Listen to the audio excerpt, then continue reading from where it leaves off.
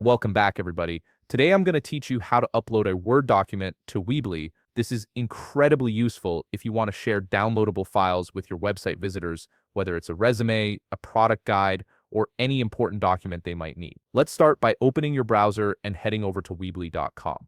Once you're there, go ahead and log into your Weebly account using your credentials. After logging in, you'll land on your Weebly homepage where you can manage all your websites.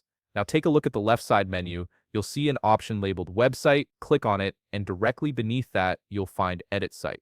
Click on Edit Site to proceed. If you manage multiple websites, Weebly will prompt you to choose which site you want to work on. Select the website where you'd like to add your Word document. Once you've selected your site, look over to the right side of the screen and you'll see an Edit button. Click it to enter the website editor. This is where all the magic happens and where you'll be able to customize your pages and add new elements. At the top of the editor, you'll notice a navigation menu. Make sure you're on the Build tab, as this is where you'll access all the elements and tools needed to construct your site. Next, focus on the left side menu where all the draggable elements live.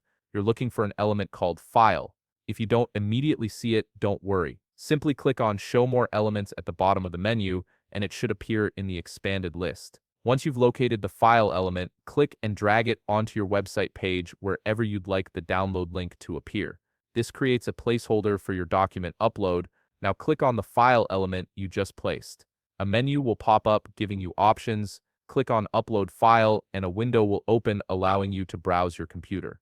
Navigate to where your Word document is saved, select it, and upload it. Weebly will process the file and create a clickable download link for your visitors. And that's it. You've successfully added a Word document to your Weebly site, making it easy for anyone visiting your page to download the file with just one click. If you found this video helpful, please leave a like, subscribe, and see you in the next video.